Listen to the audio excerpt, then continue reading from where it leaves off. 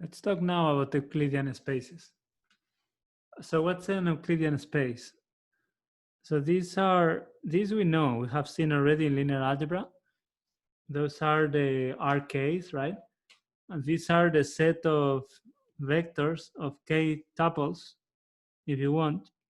K tuple means a collection of k numbers, real numbers. They usually write it, you write a couple of them in the beginning, x1, x2, and then all the way to xk. Okay. And these are the coordinates, right?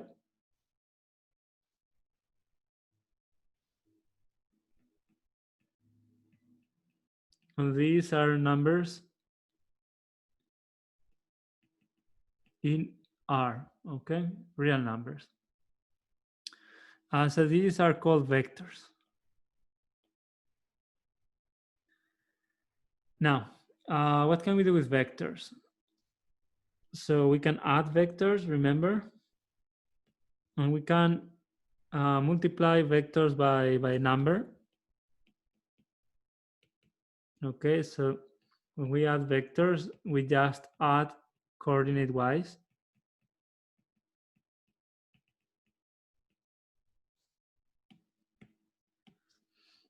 Xk plus yk.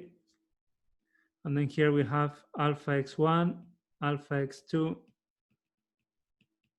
alpha xk. Okay, those are the two operations. And if we do like this, these operations leave elements in Rk. So we take a vector in Rk, we sum it to another vector from Rk, we get something again in Rk. If we multiply by a number, here alpha is a real number. When we multiply alpha times a vector, we get another vector in the same space. Okay. Now, these operations satisfy the commutative property, associative, distributive laws. Okay, no big deal. But now the structure is not the structure of a field. Okay, it's the structure of vector space.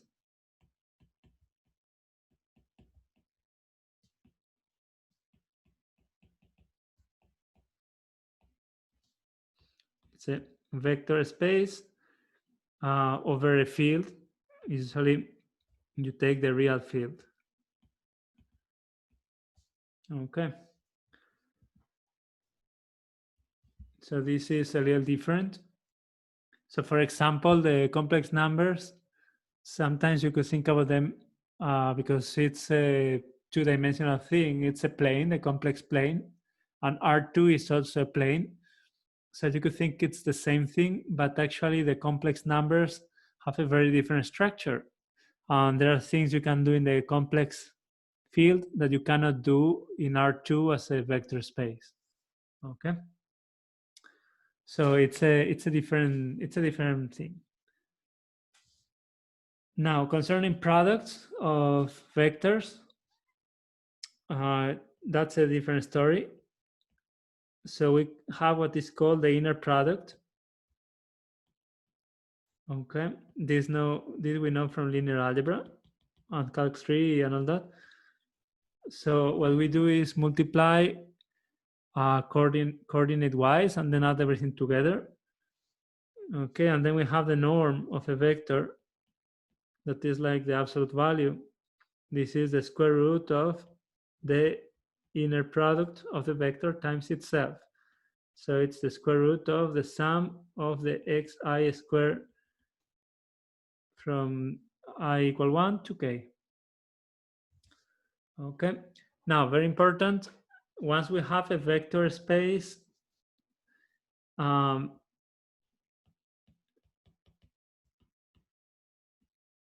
with a norm, okay, this is the norm. Once we have the vector space with the well, actually not the norm only, with the inner product and norm,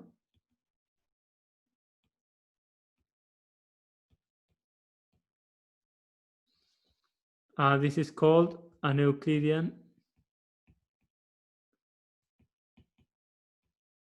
space. Okay, you can say Euclidean K space if you want to emphasize the dimension, but it's not crucial. Okay.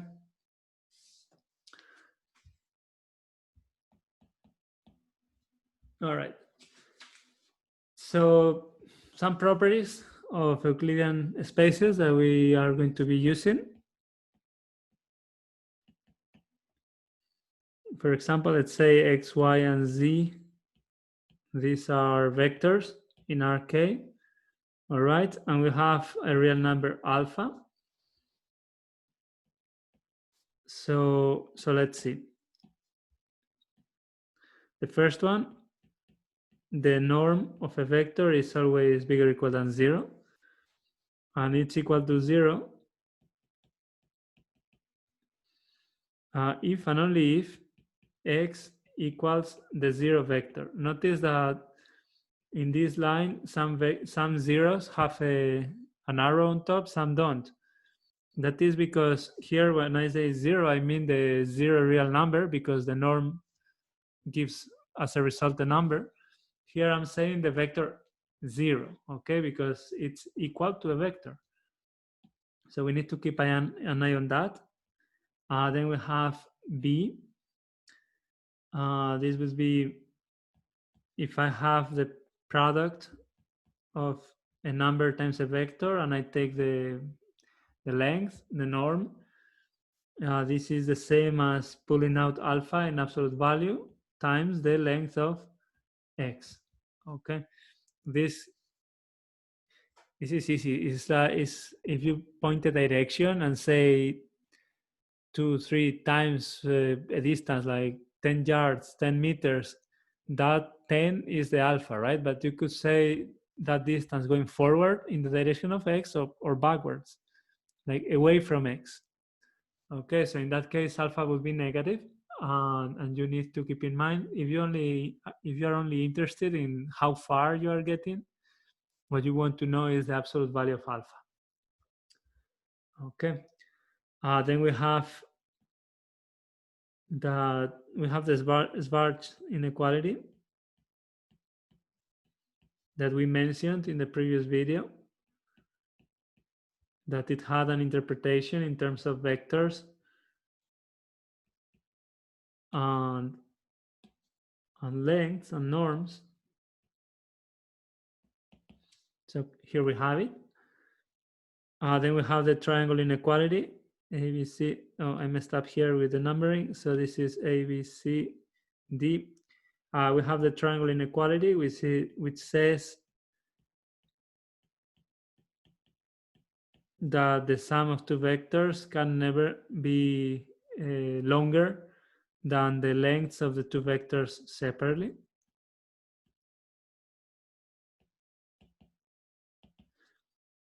Okay, this is actually easier to see with a picture. So the sum of two vectors, remember, is given by the diagonal of this parallelepiped. So this is x, this is y, this is x plus y. Okay, and what we are saying is that if we take,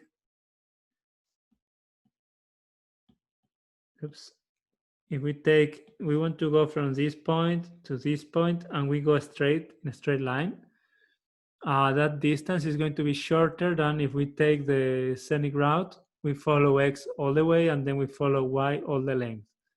Okay, all the way. So best case scenario, x and y will be both parallel, and once we are done with x, we will do y, and that's it. It's an equality. Otherwise, if we have to take a detour, it's always going to be smaller. Okay. And then the last one, this one is useful for proofs. So if we have x minus z, this is less or equal than x minus y plus y minus z, and this is E. Okay, actually, the last one just follows from D. Okay, we just need to take X and Y in a smart way. So that I leave for you to think. Okay. And I would like to go over the proof of the of the triangle inequality. So let's prove D. Okay.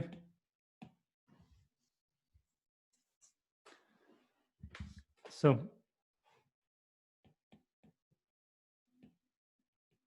proof of D. In this case, we are still going to do the square, okay, because of this property that the square of the norm is always the product.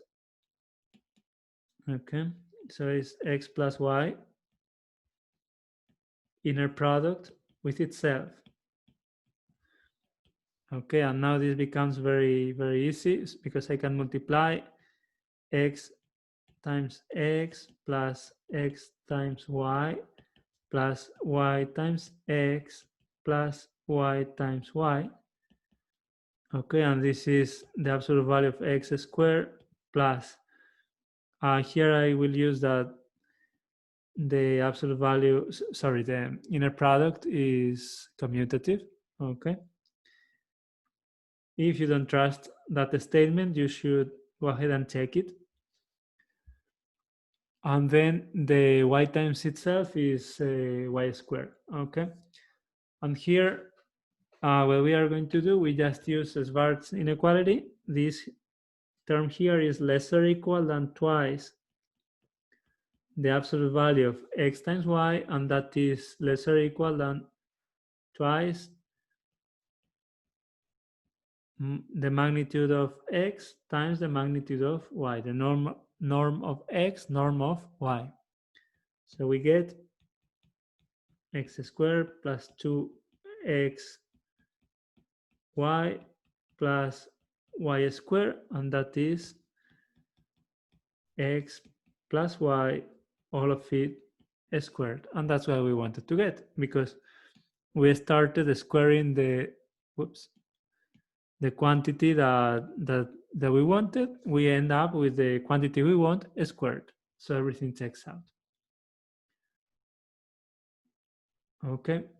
Here it's very, let me just take note of that. This is an example of what we will work in chapter 2, that is called a metric space. Okay. So here properties